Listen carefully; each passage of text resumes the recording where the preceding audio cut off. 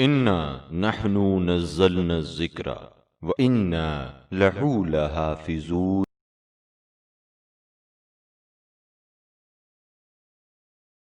اعوذ باللہ من الشیطان الرجیم، بسم اللہ الرحمن الرحیم۔ السلام علیکم ورحمۃ اللہ وبرکاتہ۔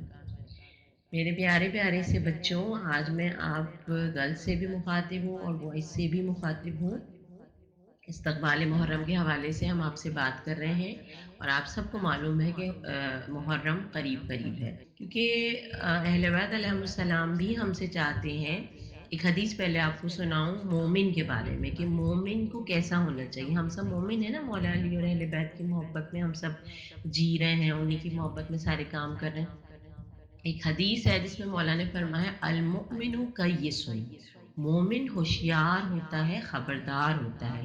مومن جو ہے نا وہ غافل نہیں ہوتا۔ مومن جو ہے مطلب ایسے ڈھیلا سا نہیں ہوتا، بس اس کو کچھ پتہ ہی نہیں ہوتا کہ مجھے کیا کرنا کیا نہیں کرنا، نہیں۔ مومن کانشیس رہتا ہے، کیسے حالات ہیں، کیا ہو رہا ہے کیا نہیں ہو رہا، اسی کے لحاظ سے اپنے سارے کام کرتا ہے۔ اس لیے میں نے کہا اس دفعہ محرم تھوڑا سا چینج جو طریقے سے ہمارے پاس آیا ہے، لہٰذا ہمیں تھوڑا سا چینج طریقے سے منانا ہے۔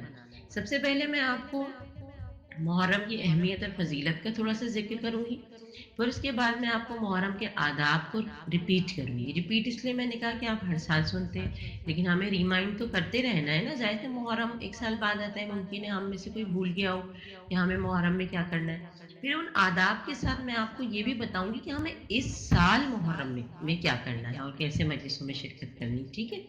سب سے پہلے آپ سب کو معلوم ہے ایک بہت ہی مشہور و معروف واقعہ ہے جو مولا حسین کے فضائل کے لیے بھی ہے، میں اور آپ سنیں اور ہم مولا پہ درود بھی پڑھیں اور اس کو محسوس کر سکیں کہ ہم امام حسین کے بغیر، ان کی یعنی عزاداری کے بغیر جی نہیں سکتے۔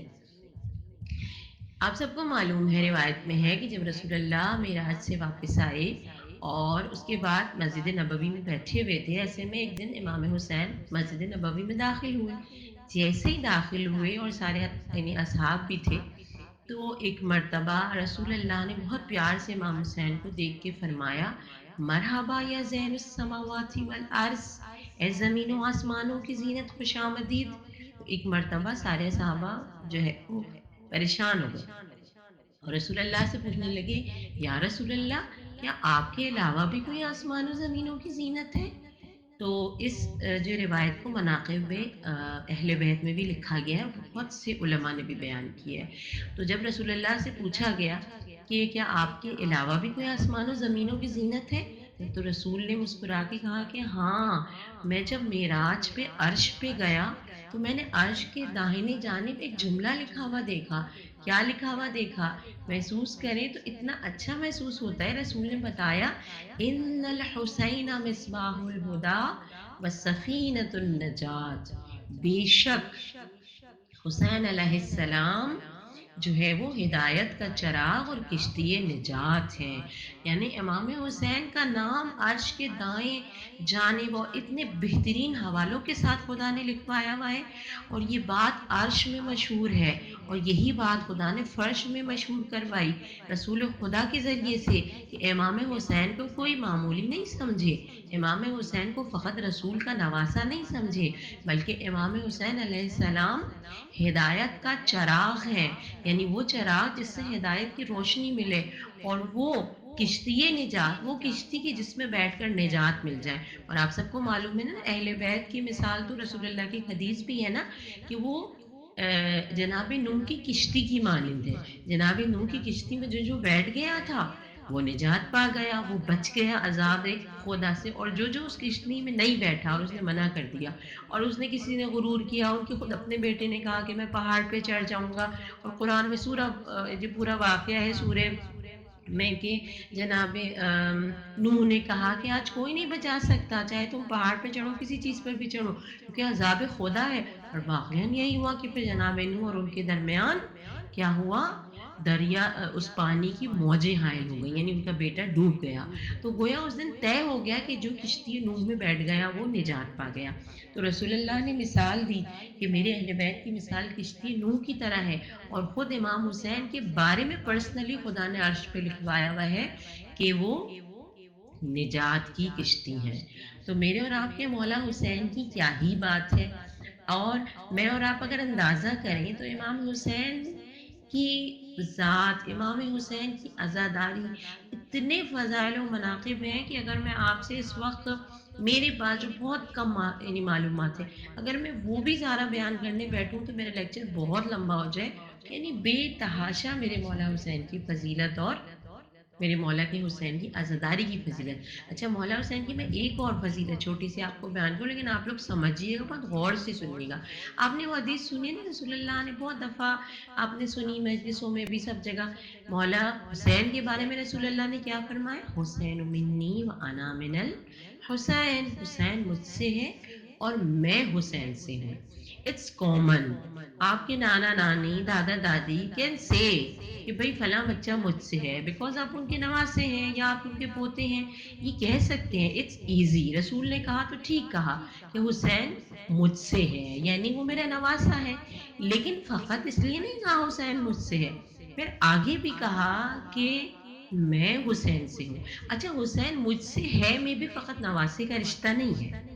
رسول اللہ کا خون امام حسین کا خون ہے. رسول اللہ کی سوچ امام حسین کی سوچ ہے. رسول اللہ کا کردار امام حسین کا کردار ہے. یعنی ہر اعتبار سے رسول نے کہا کہ حسین مجھ سے ہے. جس لائک بہت جو بعض جگہ ہوتے ہیں کہ نانا بڑے اچھے سے ہوتے ہیں، بہت کیئرنگ ہوتے ہیں، لوگوں کی ہیلپ کرتے ہیں، پر نواسا کہتے ہیں نہیں نہیں نہیں چھوڑو، میں تو نہیں کسی کی ہیلپ کروں گا، میں تو نہیں، بس میں خود ہی کھاؤں گا، کسی اور کو نہیں دوں گا. نانا کہتے نہیں نہیں یار، خود بھی کھانا چاہیے، دوسروں کو بھی کھلانا چاہیے.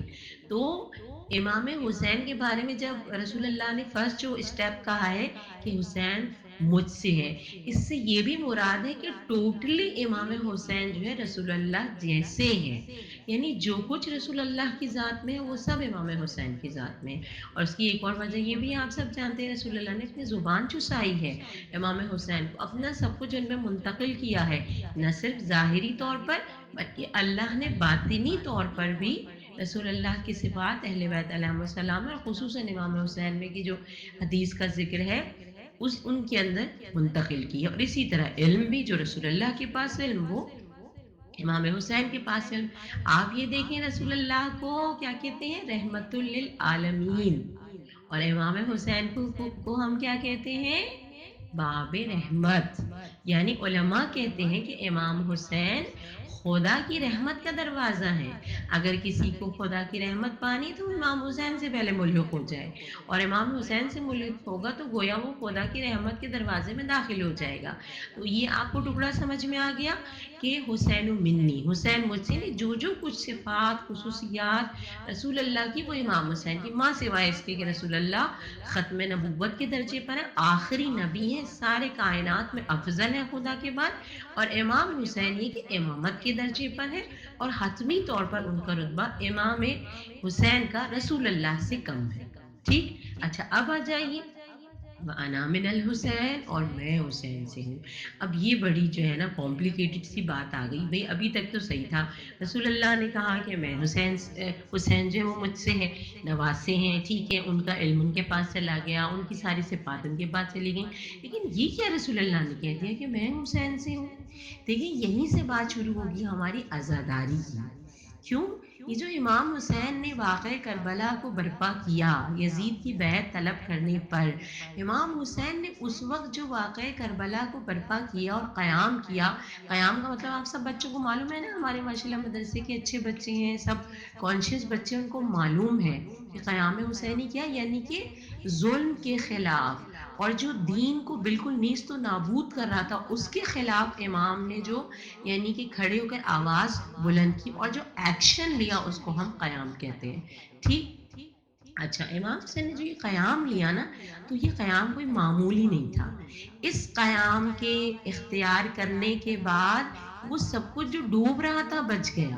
جناب آدم سے لے کر جو محنتیں چلیں خدا کے دین کو اس پورے عالم دنیا میں پھیلانے میں، اور جس کو خصوصیت کے ساتھ پھر رسول اللہ نے اپنی محنتوں سے، ایفرٹس کے ساتھ، زحمتوں کے ساتھ مکمل طور پر پھیلانے کی کوشش کی اس پوری دنیا میں. الحمدللہ فتح مکہ کے بعد تقریباً پوری دنیا میں دین اسلام حاوی ہو چکا تھا اور چھا چکا تھا، مگر یزید کے زمانے میں پھر وہ سب کچھ بڑا گڑبڑ سا ہونے لگا تھا۔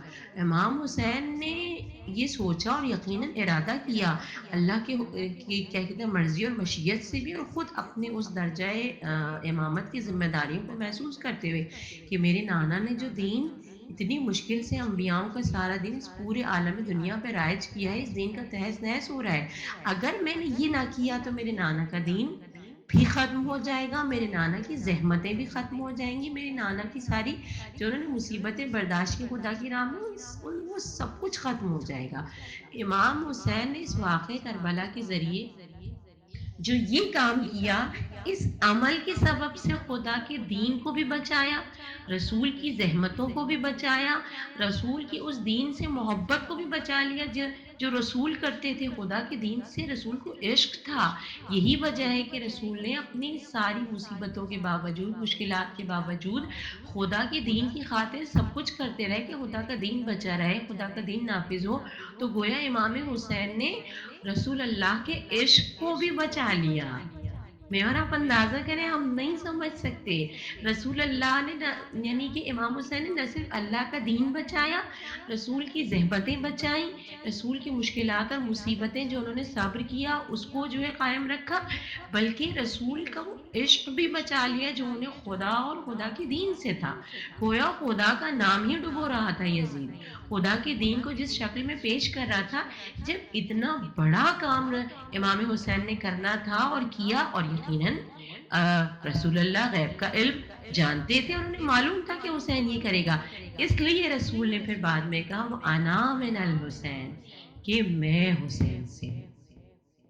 اور جب امام حسین نے اتنا بڑا کام کر لیا تو کیسے ممکن تھا کہ امام حسین کی اس یاد کو، اس یعنی جو ہے وہ اہم کہہ لیں کہ عمل کو جو انہوں نے خدا کے دین کو بچانے کے لیے کیا، رسول کی ہر چیز کو جو ہے کہہ لیں کہ بچانے کے لیے کیا، کیسے ممکن تھا کہ رسول اللہ کے جو ہے وہ اتنے اہم مشن کو امام حسین نے پائے تکمیل تک پہنچایا۔ تو اب امام حسین کی اس عمل کی یاد کو باقی نہ رکھا جاتا اور خود امام حسین کو باقی نہ رکھا جاتا، اس امام حسین کی ذات کو باقی رہنے اور ان کی اس عمل کے باقی رہنے کا نام عزاداری سید الشہداء ہے، جو ہم سال ہا سال سے مناتے چلے آ رہے ہیں۔ اچھا، اب میں آپ کی خدمت میں تھوڑا سا پہلے پیش کروں گی کہ عزاداری کی فضیلت کیا ہے۔ دیکھیں امام حسین کی عزاداری ہے نا جو ہم اب برپا کر رہے ہیں، اور اتنی اہم کام جو ہے وہ کیا ہے۔ عزاداری کی اہمیت کیا ہے، جلدی جلدی تھوڑے تھوڑے جملوں میں، کیونکہ مجھے پھر آداب بھی بتانے ہیں آپ کو۔ سب سے پہلی بات کہ یہ ہے تو مستحب عمل، مطلب ہم کریں گے تو بہت ثواب ہے، بہت ثواب ہے، نہیں کریں گے تو کوئی گناہ نہیں ملے گا، لیکن ہمیں کرنا چاہیے۔ کیوں کہ یہ وہ مستحب عمل ہے کہ جو کہ ہمارے تشیع کی محافظت کرتا ہے، ہماری مکتب تشیع کی جو ہے وہ کہہ لیں کہ بقا کا اعلان کرتا ہے، اور یہ اعلان کرتا ہے کہ ہم ہی وہ مذہب حق ہیں کہ جو حق پر ہے اور بہترین ہمارا مذہب ہے۔ اسی لیے آیت اللہ بہجت نے فرمایا ہے کہ مراسم عزا میں شرکت کرنا ایسا ہے کہ جیسے اجر رسالت کی ادائیگی کرنا ہے۔ اور اجر رسالت کیا ہے؟ رسول اللہ کے بارے میں قرآن میں فرمایا قُل لَا أَسْأَلُكُمْ عَلَيْهِ أَجْرًا إِلَّا الْمَوَدَّةَ فِي الْقُرْبَى، ان سے کہہ دیجئے کہ میں اجر رسالت، یعنی آپ نے جو رسالت کا کام کیا، ان کو ہدایت دی، ان کو میرا دین پہنچایا، اس کی جو پیمنٹ ہے وہ میں نہ پیسوں کی صورت میں لوں گا نہ کسی اور چیز میں لوں گا، اس کی پیمنٹ کیا ہوگی؟ میرے اقربا سے، میرے قرابت داروں سے مودت کریں، محبت کریں۔ تو آیت اللہ بہجت کہتے ہیں کہ اجر رسالت کی جو ادائیگی ہے وہ مراسم عزا کو ادا کرتے ہوئے ہوگی انشاءاللہ تعالی۔ اچھا، پھر اس کے بعد میں آپ کی خدمت میں جو ہے وہ پیش کروں بہت ہی فضیلت والی بات۔ آیت اللہ خوئی فرماتے ہیں، آیت اللہ خوئی فرماتے ہیں کہ مجلس امام حسین میں جناب رسول خدا، شہزادی فاطمہ زہرا اور دیگر معصومین کا آنا امر ممکن ہے۔ یعنی کیا معلوم ہوا؟ ان عزاداری سید الشہداء میں جو ہم مناتے ہیں، اس میں بی بی فاطمہ زہرا، رسول خدا اور سارے ائمہ علیہ السلام شرکت کرتے ہیں، اور یہ بالکل کنفرم بات ہے کہ وہ لوگ شرکت کرتے ہیں. اسی لیے اس عزاداری کی اور زیادہ اہمیت ہے، اور زیادہ فضیلت ہے اگر ہم اس کو محسوس کریں تو. اور بہرحال مجھے اور آپ کو یاد ہونا چاہیے کہ امام جعفر صادق کے حوالے سے ایک واقعہ ملتا ہے مسمہ کا. ان کے ایک کیا کہہ لیں کہ جو ہے وہ چاہنے والے تھے، یا ان کے جو ہے وہ کمپینین تھے. کہتے ہیں مسمہ سے امام جعفر صادق نے پوچھا کہ جو ہے وہ ہمارے دوستوں میں سے انہوں نے پوچھا، امام جعفر صادق نے پہلی محرم کو پوچھا ان سے کہ مسمہ کل تم کہاں تھے؟ مولا نے ان سے پوچھا تو انہوں نے جواب دیا، کہنے لگے کہ مولا ہمارے دوستوں میں سے ایک نے جو ہے نا محرم کا چاند دیکھا. اچھا، محرم کا چاند دیکھا تو اس نے مجلس حسین کو برپا کیا، اور جب مجلس حسین کو برپا کیا تو ہم لوگ سب وہاں جمع تھے. تو امام صادق علیہ السلام نے فرمایا کہ جب تم مجلس سے باہر آئے تو تم نے دہلیز سے کسی سے تم ٹکرائے تھے؟ یعنی دروازے پہ جہاں مجلس ہو رہی تھی اس کے دروازے پہ تو کوئی شخص تھا وہاں دہلیز پر بیٹھا ہوا. تو انہوں نے کہا کہ ہاں مولا کوئی بیٹھا تو تھا، لیکن چونکہ دروازے پہ اندھیرا تھا، اندر کمرے میں تو روشنی تھی، تو میں اندھیرے کی وجہ سے پہچان نہیں پایا. تو امام جعفر صادق کہتے ہیں وہ میں تھا.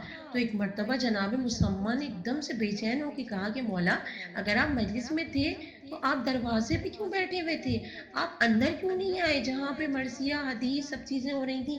یعنی صدر مجلس میں کیوں نہیں بیٹھے کہ ہم آپ کو پرسہ دیتے؟ اب آپ سنیں، میں نے جو آپ کو فضیلت بتائی ہے نا، تو یہ مولا اہل بیت علیہ السلام نے خود بتایا.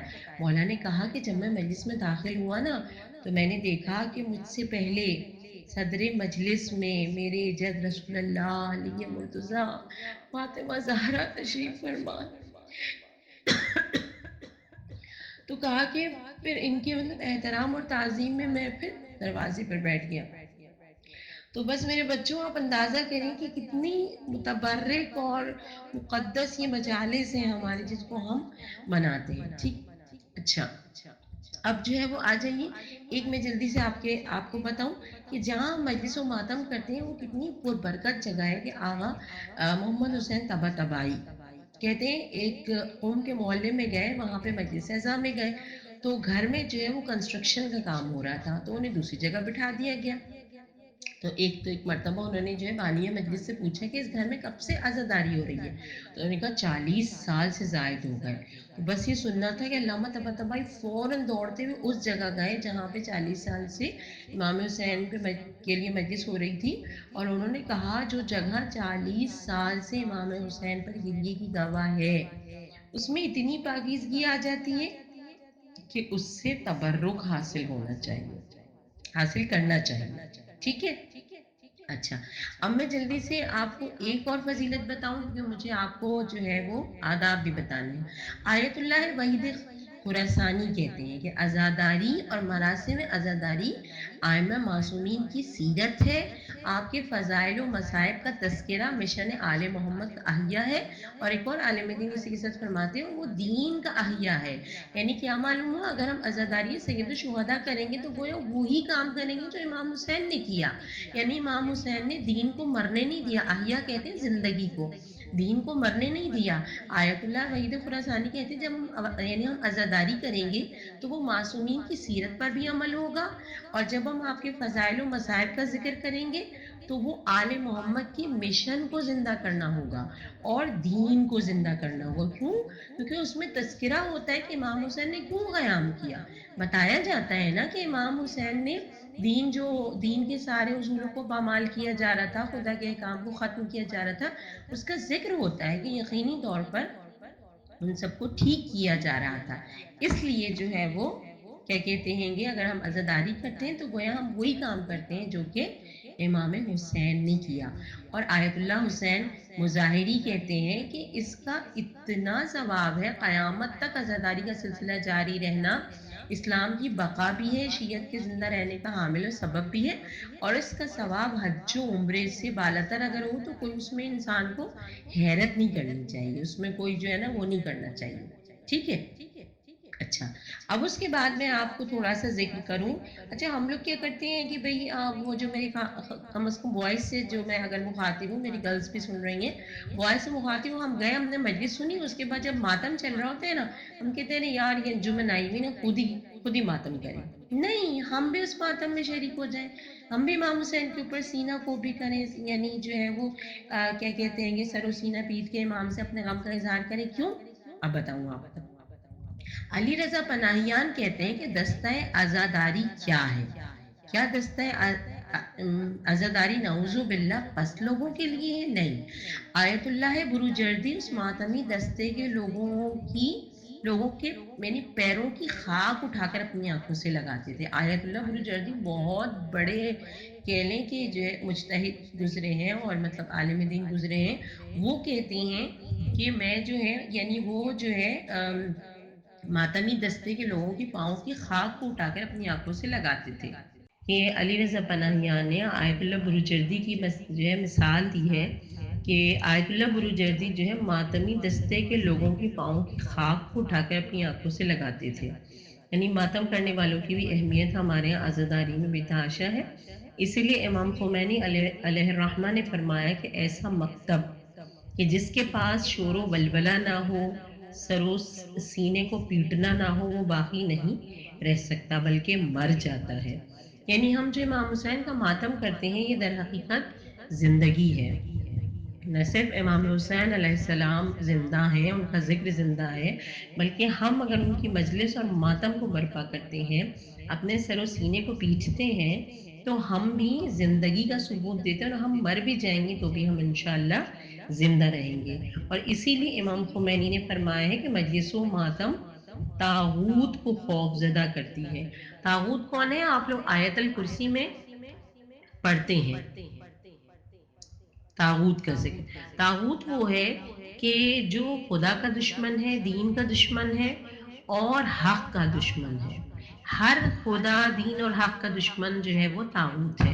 لہٰذا جب ہم ماتم کرتے ہیں، مجلس کرتے ہیں، تو یہ جو دشمن خدا ہیں، یہ جو دشمن دین ہیں، یہ جو حق کے دشمن ہیں، یہ ان کے دل جو ہے لرزنے لگ جاتے ہیں اور یہ خوف زدہ ہو جاتے ہیں۔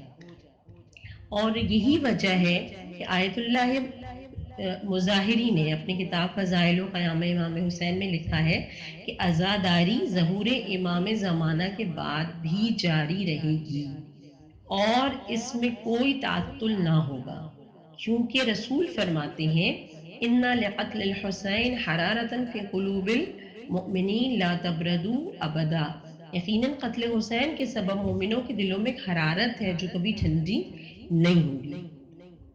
نہ صرف یہ کہ مجلس و ماتم عزاداری سید الشہداء ظہور امام زمان کے بعد بھی جاری رہے گا، بلکہ اس وقت بھی امام زمانہ تمام تر عزاداری میں شرکت کرتے ہیں، یہاں تک کہ ماتم داری میں بھی شرکت کرتے ہیں۔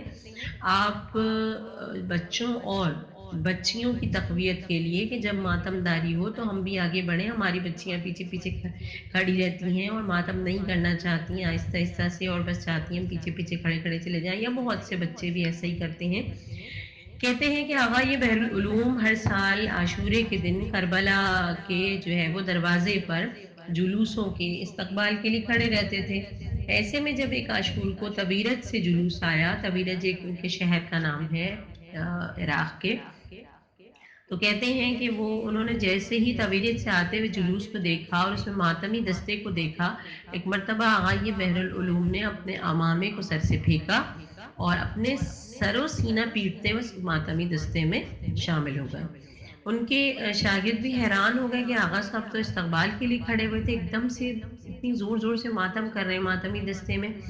خیر انہوں نے سب نے ان کو اپنے حلقے میں لیا، وہ ماتم کرتے رہے۔ جب جلوس ختم ہو گیا تو ان سے پوچھا گیا کہ آپ نے ایسا کیوں کیا؟ آپ استقبال کے لیے کھڑے ہوئے تھے اور ایک دم سے آپ نے سر سے امامہ اپنا پھینکا اور ماتمی دستے میں شامل ہو گئے۔ تو آغائے بحر العلوم نے کہا کہ جیسے ہی تبیرج کا جلوس ہمارے جو ہے قریب آیا اور میں نے ماتمی دستے میں نگاہ کی، تو میں نے کیا دیکھا کہ میرے زمانے کا امام زمانہ، حجت خدا، فرزند زہرا، یعنی امام حسین کے بیٹے میرے اور آپ کے زمانے کے امام اتنی شدت کے ساتھ، سر پہ امامہ نہیں ہے، گریبان چاک ہے، پیروں میں نالین بھی نہیں ہے، اور سر و سینہ پیٹ رہے ہیں اور امام حسین کی ازاں میں ماتم کر رہے ہیں۔ تو کہتے ہیں کہ کیا میرے امام سے زیادہ کسی کی اہمیت اور فضیلت ہے، عزت و احترام ہے؟ لہٰذا میں نے اپنی ساری عزت و احترام کو بالائے طاق رکھتے ہوئے مولا کی ازاں میں شامل ہونے کے لیے ماتمداری بھی کرنی شروع کر دی۔ تو اس بات سے مجھے اور آپ کو سبق بھی ملتا ہے کہ ہم ماتمداری میں، گریے میں، کسی چیز میں شرم نہ کریں۔ رونے کے لیے سب سے پہلے میں آداب کی طرف بھی جا رہی ہوں، ساتھ ساتھ اب آپ کی خدمت میں کہ ہمیں کیسے مجلس میں جانا ہے، کیا کرنا ہے۔ خاص طور پر اس سال کووڈ 19 سمیت کورونا کے جو ہے وہ حالات کے سمیت جو ہماری مجالس ازا برپا ہو رہی ہیں، اس میں ہمیں ایس او پیز کا خیال رکھتے ہوئے اور اپنی جو ہمارے اقدار ہے، جو ہماری ایک کہہ لیں کہ جذبہ ہے، ہمارا عقیدہ ہے، ان سب کے ساتھ کس طرح ہمیں عزاداری میں شرکت کرنی ہے۔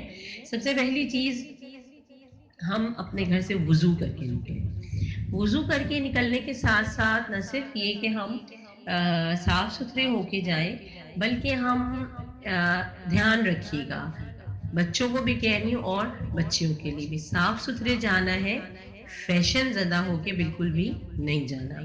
صاف ستھرے ہو کے جانا اور بات ہے، اور فیشن کر کے جانا اور بات ہے۔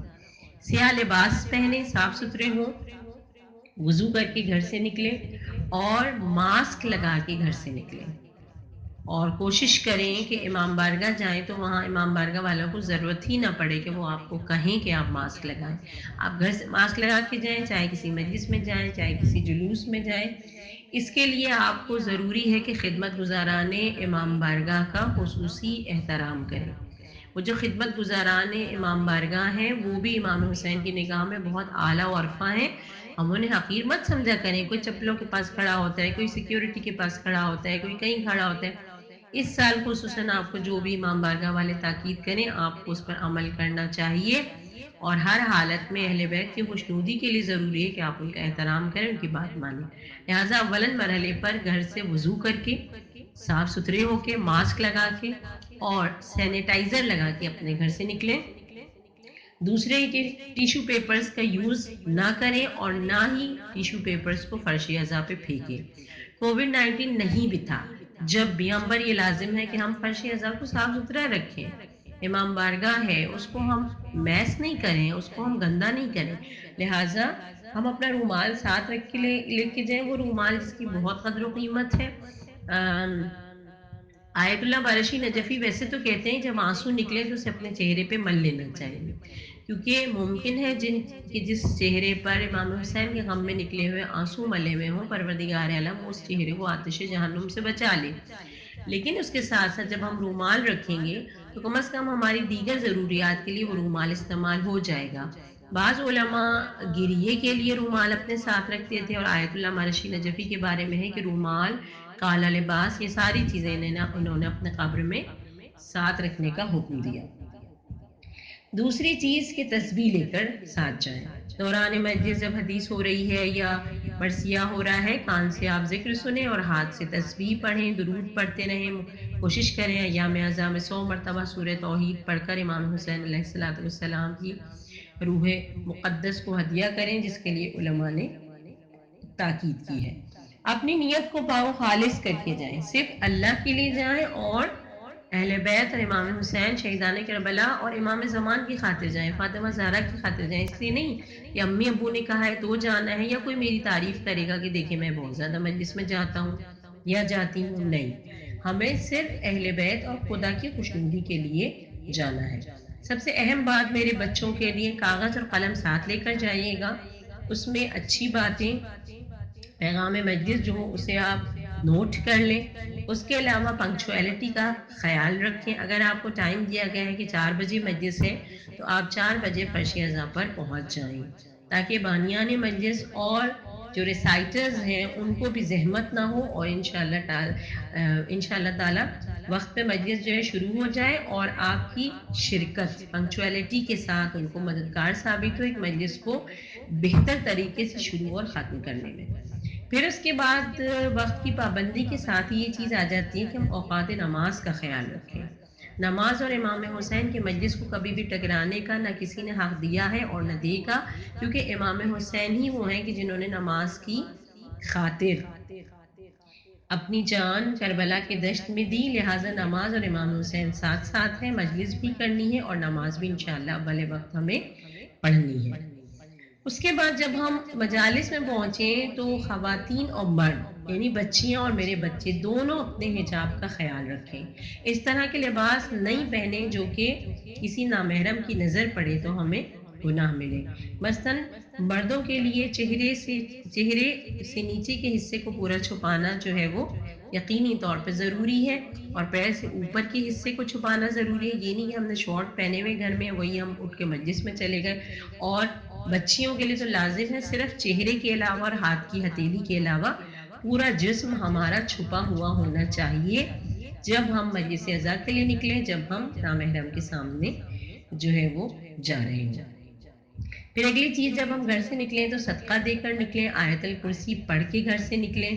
اس کے علاوہ سب سے اہم چیز کہ مجلس شروع ہونے کے بعد ہم گفتگو نہ کریں، کسی سے بات چیت نہیں کریں، کہ ہم سب جانتے ہیں جیسے کہ میں نے ابھی پچھلے اس میں بھی عرض کیا کہ اہل بیت علیہم السلام حاضر ہو جاتے ہیں اور اس قدر بہترین لوگ جو ہیں وہاں موجود ہوتے ہیں، لہٰذا گفتگو کرنا بے ادبی ہے۔ اور سب سے بڑھ کے بیٹھنے میں ہمیں نخرے نہیں کرنے ہیں۔ اس سال ویسے بھی کووڈ-19 کے ساتھ ایس او پیز کے ساتھ ہمیں مجلس کرنی ہے، جو سرکلز آپ کو بنا کے دیے جائیں، جو ایریا آپ کو جو ہے آکیوپیڈ دیا جائے کہ آپ یہاں بیٹھیں، بس وہیں پر ہی آپ نے بیٹھنا ہے، پیر پھیلا کے نہیں بیٹھنا، اور دوسروں کی جگہ بھی آپ کو ریزرو نہیں کرنی ہے۔ سورہ مجادلہ میں خدا فرماتا ہے کہ جب تمہیں مجلس میں جگہ کشادہ کرنے کو کہا جائے تو تم کشادہ کر دیا کرو، کیوں؟ کیونکہ اللہ تمہیں کشادگی دے گا۔ اور بہرحال پارکنگ کا بھی خیال رکھیں کہ پارکنگ ہم اس طرح سے نہ کریں کہ لوگ ہماری وجہ سے زحمت میں پڑیں۔ اور سب سے بس آخری بات، اور میں نے اپنے جو ہے وہ بیان کو ختم کیا، جب مصائب شروع ہوں سب سے پہلے کوشش کریں کہ بلند آواز سے گریہ کریں امام حسین اور ان کے انصاروں پر، کیونکہ امام صادق علیہ السلام فرماتے ہیں کہ خدا رحمت کرے ان آوازوں پر جو ہمارے غم میں بلند ہوتی ہیں۔ اگر آپ کو زور سے رونا نہیں آتا تو بھی رونے کے لیے شرمائیں نہیں، فقط آنسوؤں سے رو لیں۔ اگر آنسوؤں سے نہیں آپ رو سکتے تو کم از کم اپنے چہروں کو رونے جیسا بنا لیں۔ چہرے کو رونے جیسا نہیں بنا سکتے تو کم از کم اپنے سر کو جھکا لیں، تاکہ ہر لحاظ سے اس بات کا اظہار ہو کہ مصائب میں ہم امام حسین کے لیے غمگین ہیں۔ پروردگار عالم سے دعا ہے، اور یہ آپ سب کو بالکل میں خاص طور پہ کہہ رہی ہوں، جب مصائب ہو رہے ہوں، گریہ ہو رہا ہوں، تو دعا کیجیے گا، اور اپنے لیے بھی سب کے لیے بھی، اور دعا کیجیے گا کہ پروردگار عالم آئندہ سال ہم انشاءاللہ عزاداری سید الشہداء اپنی پوری آب و تاب کے ساتھ انشاءاللہ منا سکیں۔ سبسکرائب کیجئے ذکر ٹی وی اور اس علم کے سفر میں ہمارے قدم کے ساتھ قدم ملائیے۔